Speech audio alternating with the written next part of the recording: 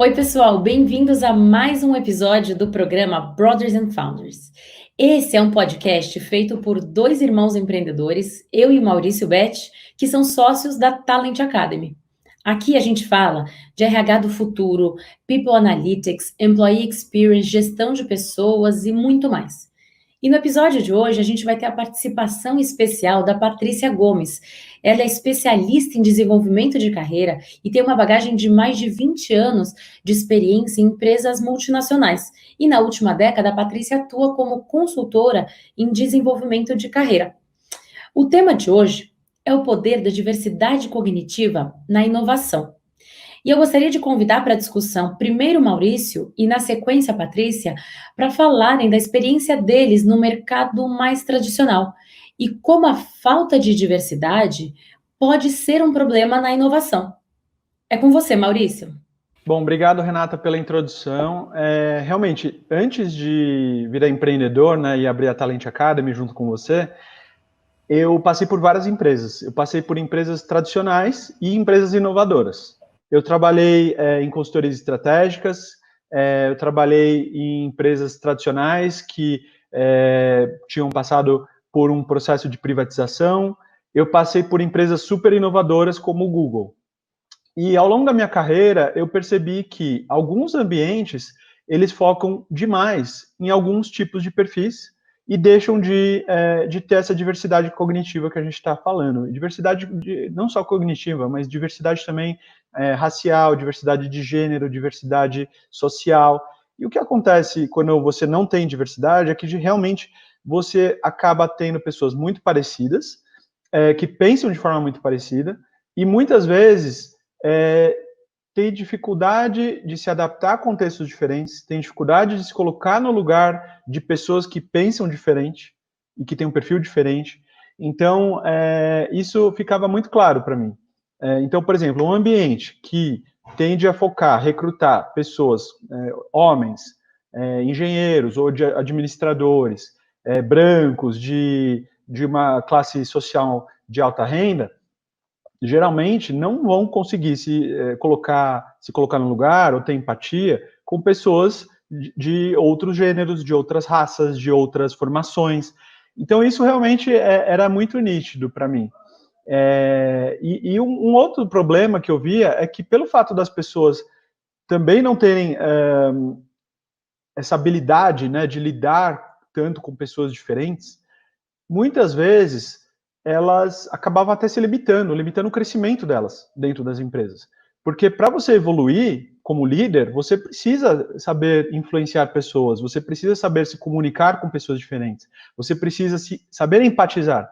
E essas pessoas muitas vezes chegavam num limite, num teto de crescimento, porque elas não desenvolveram essa habilidade ao longo da carreira delas.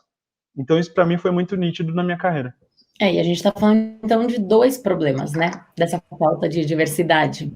Tanto essa questão de você não conseguir se colocar no lugar do outro, e muitas vezes impacta no seu próprio desenvolvimento, e também na própria inovação, né? Criatividade que um grupo diverso gera. E eu acho que a Patrícia tem muito a acrescentar nisso, especialmente porque você trabalhou na área de RH de consultorias, né? Você tem aí 20 anos de experiência com esse mercado, e você deve entender muito isso que o Maurício está falando, né? É verdade, Renata. Primeiramente, obrigada pelo convite, por poder estar aqui falando para vocês de um tema tão importante, tão significativo no mundo que nós estamos, né? É exatamente isso, né? Você percebe isso muito claro dentro desse ambiente, né? De como as pessoas buscam as pessoas parecidas a elas, né? E essa diversidade, o que na verdade ela está buscando? Ela quer a decisão, né? Que você tenha consciência, que você traga para você a consciência, a decisão de sair do status quo, de sair do padrão, de sair como isso funciona, né? Então, quando a gente olha para esse cenário e a gente vai para a neurociência, né? O que a neurociência olha, de que forma ela vê isso, né? Imaginem vocês que nós temos aí 86 bilhões de neurônios, né? E esse foi o número mais preciso que nós chegamos, tá? A Academia Nacional de Ciências Americana chegou a esse número em 2018, né? E nós recebemos 11 milhões de bits de informações por segundo. e temos clareza só de 5 a 10% do que está acontecendo. Então, o que acontece? O nosso cérebro, ele começa a formar conexões. O que são as conexões? São o encontro desses neurônios que registram as nossas experiências, os nossos acontecimentos e começam a gerar os nossos pensamentos. E o nosso cérebro, ele passa, ele precisa, na verdade, né, dar conta de tudo isso, dessa grande gama de informação que a gente está tendo. E aí ele começa a buscar atalhos. E os atalhos estão focados aonde? Na nossa vivência, na nossa experiência, na nossa educação, no nosso meio, onde nós convivemos. Então, você começa a criar o que nós chamamos de vieses inconscientes, né? Que são exatamente aquilo que a gente não faz porque a gente quer, mas porque exatamente a gente só tem nós como referência, né? E a gente conversou anteriormente sobre isso, Patrícia, que o que na verdade você está dizendo, o viés inconsciente, ele significa que não é proposital, muitas vezes, aquele comportamento, aquela reação, né, ou atitude. E nesse caso, o viés inconsciente, que hoje em dia se fala tanto, significa que tem sim uma explicação até neurológica dentro, né, do nosso corpo, nosso cérebro, para explicar por que algumas pessoas têm aquele comportamento. Então, nesse caso, não é muitas vezes proposital, não é porque as pessoas acreditam, o meu perfil mais pragmático, vamos supor, né, e analítico funciona, então todo mundo tem que ter o meu perfil, porque a pessoa é prepotente, por exemplo, não tem nada a ver com isso, é isso que você está querendo dizer, que a pessoa, pela experiência dela, ela viu que funciona naquele mercado, aquele perfil, então ela tende naturalmente a contratar pessoas parecidas com ela, porque na experiência dela, aquela sinapse aconteceu dentro do cérebro dela, que aquilo funcionou, então ela quer repetir, porque é um comportamento humano você querer repetir o que deu certo. É isso, falando em termos mais, digamos, objetivos? Perfeito, Renata. É isso mesmo, né? As nossas conexões, né? O cérebro cria essas conexões e ele busca atalhos, porque ele tem que dar conta de todas essas informações. Então, esses vieses nós não percebemos, por isso que eles chamam inconscientes, né? É como se nós adquirimos preconceitos e tomamos ele como verdade para a nossa vida, né? Por quê? Porque nós precisamos, na hora do momento de decisão, na hora do momento de uma ação, nós precisamos buscar o recurso mais rápido que nós temos. Então, nós vamos aonde? Naqueles caminhos que nós já experimentamos, naquilo que para a gente funcionou ou não funcionou. E dentro das empresas, olhando exatamente para esses vieses, eu posso citar 4 aqui para vocês, que são extremamente importantes e são aqueles que nós mais observamos dentro das empresas, né? O primeiro dele é o viés de afinidade, né? Então, eu contrato, é o que você começou a falar, eu contrato, por exemplo, uma pessoa com quem eu percebi alguma semelhança. Nossa, ela estudou no mesmo lugar que eu, então ela tem a mesma capacidade que eu, ela vai poder desempenhar, ter uma mesma performance como a minha. Isso é afinidade. Quando você desenvolve afinidade, automaticamente você cria esse viés, tá? E ele, de novo, ele não é proposital, é isso mesmo, ele é inconsciente.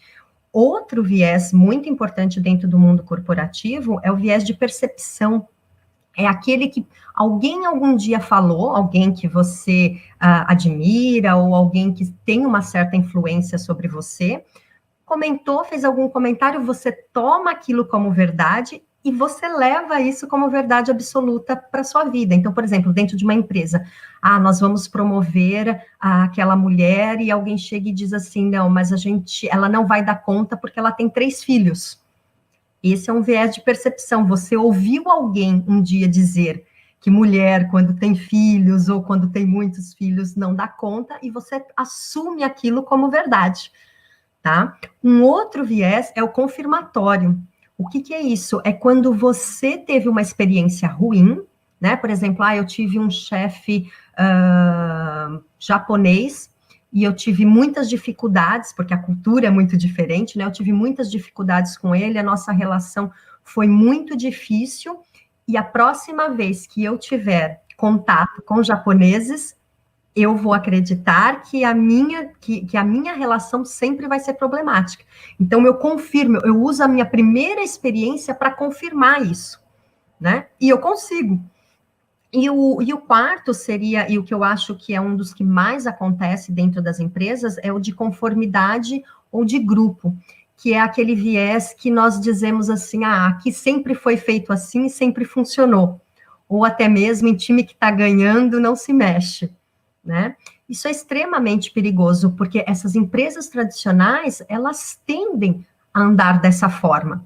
E, de novo, não é por maldade, é exatamente porque os caminhos, né, parecem ser mais rápidos, aquilo que faz sentido parece que sempre vai funcionar. E a diversidade vem mostrar para a gente que exatamente quando nós temos essa consciência do nosso funcionamento do nosso cérebro, né, quando nós percebemos, entendemos como é que ele funciona, a diversidade é extremamente importante, né? E nós temos números aí que mostram isso para a gente, diversas pesquisas, que traz esse histórico para a gente, o quanto a diversidade permite que isso traga inovação e funcione de uma forma muito mais assertiva para os negócios e até para os desenvolvimentos humanos, né?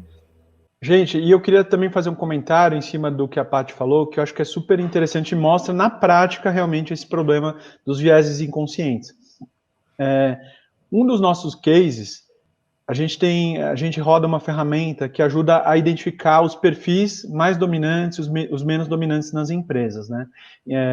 Duas das teorias que a gente usa, elas ajudam a mapear a diversidade cognitiva. Uma delas foi inspirada na base do Jung, na base teórica do Jung, que é a mesma tipologia do MBTI, e a outra foi inspirada na dominância cerebral do Ned Herman. E quando a gente rodou, né, essa ferramenta num cliente muito tradicional, que existe há quase mais de 100 anos e tem como prioridade estratégica inovar, eles querem promover a inovação, a gente viu que 2 perfis de 16 possíveis representavam quase 50% do time.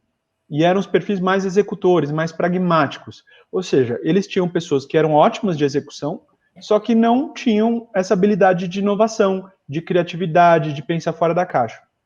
Então, o que eles viram é que tinha uma desconexão entre o perfil do time e a estratégia da empresa. E a gente observa isso em vários clientes. Se você não tem diversidade cognitiva, você tem dificuldade de pensar diferente, de pensar fora da caixa, de inovar. Então, isso foi para uma grande sacada para os nossos clientes. A gente precisa promover diversidade, a gente precisa ter pessoas diferentes no nosso time. Perfeito. Maurício, se vocês me permitem também acrescentar isso, né? A gente vê isso no dia a dia e isso se torna fundamental para a sustentabilidade do negócio, né? E para a imersão dentro da era do conhecimento, né? E nós temos aí um conceito relativamente novo na neurociência, que é a neuroplasticidade, que nada mais é do que a formação de novas conexões. Ou seja, nós podemos fazer isso em qualquer idade, né? Em qualquer momento. A neuroplasticidade nada mais é do que a capacidade que nós temos de nos adaptar quando nós somos expostos a ambientes ricos de novidades e trocas de experiência. Então, por exemplo, para você ter uma ideia, todo o nosso processo de aprendizado, ele é feito em 4 fases, tá? A primeira é a incompetência inconsciente. Você não sabe que você não sabe, e tá tudo bem. A segunda é a incompetência consciente. Então, isso serve para quando você vai aprender um idioma, para quando você tem pessoas diferentes no seu time, que você não conhece a cultura, você não conhece a bagagem, né? Então, é incompetência consciente. Você sabe que você não sabe, e aquilo te gera um desconforto, e aquilo faz te buscar querer conhecer, querer aprender, né? Passando essa fase, a gente entra na competência inconsciente, né? Aliás, na competência consciente. Você sabe que você sabe, você já aprendeu um pouco, mas você percebe que tem muito mais para aprender, né? Que você ainda consegue sentir aquele desconforto em alguns momentos. E a última parte é exatamente a competência inconsciente, quando você sai fazendo como dirigir. Né? Quando você começa a dirigir, você vê de uma forma, né? Você percebe as dificuldades. E hoje ninguém mais para pensar que você precisa olhar no retrovisor de cima, olhar no retrovisor dos lados, olhar para trás, brecar, parar, olhar farol, olhar o que está passando. Não, entra no automático. Então, todas as vezes que nós permitirmos sermos estimulados, a neuroplasticidade vai estar ali. Vai nos acompanhar e vai fazer com que a gente realmente fique na zona de desconforto e Sim. queira aprender para ter um desempenho melhor e construir coisas novas. Patrícia, eu vou te falar que isso tem tudo a ver com o estudo de Harvard que a gente trouxe, até vai divulgar depois no nosso, a gente vai fazer um conteúdo também por escrito sobre esse tema da diversidade cognitiva, que no nosso site, para quem quiser depois se aprofundar mais, e o estudo de Harvard mostra exatamente isso, que as minorias, elas, né, a gente está falando de grupos de pessoas diferentes ao padrão ali daquela empresa ou organização. Por se sentirem menos confortáveis dentro do grupo, essas pessoas, elas têm resultados melhores, elas têm desempenho melhor, e isso foi provado nesse estudo. E a gente trouxe 2 estudos para, né, mostrar dados realmente que comprovam essa importância da diversidade, tanto de gênero, de experiência, né, de cultura, quanto a cognitiva, porque tudo isso acaba, essa diversidade também de perfis acaba, claro, também aumentando a diversidade cognitiva, que é a forma diferente das pessoas pensarem. E nesse estudo, além de mostrar que elas têm um desempenho melhor, né, as minorias acabam tendo individualmente um desempenho melhor, porque elas precisam se provar, as equipes diversas como um todo também têm desempenho melhor. Eles fizeram um estudo com mais de 500 empresas em 2009, tá? Isso para você ver que não é algo tão novo. A gente trouxe estudos das últimas décadas, tem um mais recente que eu já falo daqui a pouquinho. Mas nesse de 2009, com mais de 500 empresas diferentes pelo mundo, constatou que as empresas com mais diversidade racial ou de gênero tinham mais receita de vendas, mais clientes e mais lucro, tá? Que as demais, que as mais homogêneas. Em 2016, teve um outro estudo, também publicado na Harvard Business Review, com mais de 20 mil empresas, tá? Foi muito maior o escopo desse estudo, em 91 países, e mostrando que empresas com mais executivos, né, cargos de liderança, pessoas no cargo de liderança no sexo feminino, elas eram mais rentáveis do que as que só tinham homens. Pra gente o recorte é um pouquinho mais profundo, a gente está falando só essa questão do gênero, e esse estudo provou isso, que as empresas com líderes também, né, com mais líderes do sexo feminino, eram mais rentáveis. E Renata, complementando esse case de Harvard, eles também fizeram um estudo em que eles colocaram 2 grupos, um homogêneo, bem homogêneo, e um bem heterogêneo, para resolver o mesmo problema. E o grupo heterogêneo, que tinha mais diversidade, ele resolveu o case mais rápido e com mais qualidade do que o grupo homogêneo. E alguns dos grupos que eram muito parecidos, eles nem chegaram a concluir o case. Ou seja, realmente essa falta de diversidade acabou prejudicando na performance do time, porque eles não conseguiam sair de algum obstáculo, alguma coisa que eles encontraram pelo caminho. Gente, é bem interessante, queria só complementar, né, Maurício, o que você acabou de dizer. Isso acontece porque times heterogêneos, né, com pensamentos diferentes, com culturas diferentes, bagagens, repertórios diferentes, né, estão trabalhando fora da zona de conforto, o que leva eles a serem direcionados a enxergar uma recompensa. E a recompensa libera a dopamina no nosso organismo, que é nada mais, nada menos do que aquela sensação de bem-estar que nós temos. E a sensação de bem-estar faz com que nós busquemos mais motivação, ou seja, entendemos a recompensa e continuamos buscando ela, porque nós queremos mais, nós queremos nos sentir dessa forma, queremos nos sentir desafiados e conectados. É verdade, Patrícia, e agora que a gente já entendeu a importância, né, de você ter essa diversidade cognitiva, eu acho que a gente podia entrar na última parte da nossa discussão, que é na prática. Como estimular isso no ambiente de trabalho? Que o problema existe, a gente já entendeu, e já entendeu a importância de provocar essa diversidade cognitiva dentro das empresas. Mas a dificuldade que a gente tem, até pelas explicações que a gente ouviu aqui hoje, é que não é fácil, muitas vezes, para nós, né, estimular essa diversidade cognitiva. Então, a gente vai dar algumas dicas diretas para vocês, gestores, para vocês, líderes de empresas, como estimular isso dentro do ambiente de trabalho. A minha primeira dica para vocês é para conhecer as pessoas no nível mais pessoal. Não só falar de trabalho, ter reuniões one-on-one e também em time para falar como foi o final de semana, planejar atividades fora do trabalho mesmo, para entender os interesses das pessoas, entender quais são as diferenças e é legal, né, estimular perfis diferentes. É muito importante entender e valorizar o diferente, entender o que as pessoas gostam, entender o porquê que elas são diferentes, as experiências das pessoas e valorizar o diferente, e não apenas o igual a você e a sua experiência. É isso mesmo, Renata, vale a pena dizer que a neurociência contribui com isso, né? A partir do momento que você decide que você quer ampliar os seus horizontes, se conhecer mais, você tem a chance de começar a se entender melhor, saber como o seu cérebro funciona e trazer várias coisas, opções diferentes para o seu time, mas você tem que estar disposto a isso, né?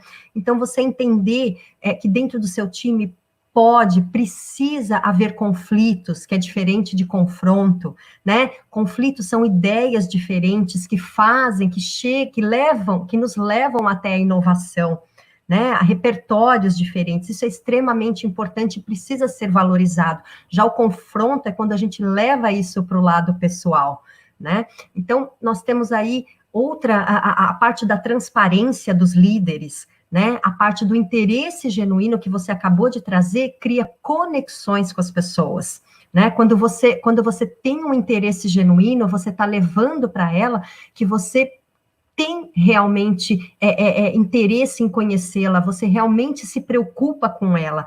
Isso permite com que as pessoas se motivem e se desafiem a cada dia. Então, para a neurociência, a afetividade, a conexão que gera confiança e gera o desafio é um estímulo fundamental para que a gente tenha equipes aí heterogêneas e que realmente a gente possa trazer valor agregado e que isso seja sustentável. E para empresas de todos os tamanhos, eu acho que tem 3 dicas que acho que são bem legais para promover essa diversidade de perfil, diversidade cognitiva dentro do time. A primeira delas é entender o perfil do seu time. Entender o perfil tanto cognitivo, né, essa questão dos diferentes perfis comportamentais, dos drivers, das motivações, entender a diversidade racial, entender a diversidade social, entender a diversidade de gênero, para conseguir fazer um diagnóstico do problema. Em segundo lugar, é empoderar as pessoas que são diferentes, que têm um background diferente, que têm um perfil diferente, para que elas sintam que elas têm voz ativa dentro da organização. Porque não adianta você trazer pessoas diferentes, mas não empoderar essas pessoas, não permitir que essas pessoas tragam opiniões contrárias, opiniões divergentes. É muito importante estimular a discussão, estimular o debate para promover ideias diferentes. Então, empoderar essas pessoas é super importante. E formar squads complementares, formar times complementares. E, por último, promover um processo seletivo que seja completamente neutro, em termos de gênero, de raça, social, e que realmente promova ativamente essa diversidade. E não ataque na raiz esse problema que a gente falou aqui dos vieses inconscientes. É por isso que a gente até vê agora cada vez mais organizações como a Oracle, a Votorantim, fazendo recrutamento às cegas, sem ter acesso à formação, à faculdade que a pessoa fez, às vezes até o curso, o gênero, a idade. O recrutamento dos estagiários da Oracle de 2019 é um case muito legal para quem quiser saber mais sobre esse tema, tá? Que você elimina todos os vieses inconscientes do processo seletivo. Eu queria agradecer a participação de todos, hoje, especialmente da Patrícia, nossa convidada especial. Foi um prazer falar desse assunto com vocês. Eu espero que todos os nossos ouvintes tenham gostado da discussão. A gente tem muito mais para falar desse assunto, como eu falei, eu convido vocês também a lerem o artigo que a gente publicou sobre diversidade, a importância da diversidade cognitiva e o poder dela na inovação. Obrigada, pessoal. Obrigado, gente. Obrigada, Renata, obrigada, Maurício, foi um prazer falar desse tema com vocês. O prazer foi todo nosso. E para quem ainda não segue a gente nas redes sociais, eu convido todos a seguirem Talent Academy BR. E esse podcast também está disponível no YouTube. No nosso canal do YouTube, você pode assistir ao vídeo dessa gravação. Um abraço. Bom, pessoal, a gente chegou ao fim de mais um episódio. Eu espero que vocês tenham gostado. Não se esqueça de se inscrever aqui no nosso canal do YouTube para você receber sempre as atualizações sobre os novos episódios. E também, se quiser saber das novidades da Talent Academy, pode seguir a gente nas redes sociais. É @TalentAcademyBR. Até a próxima!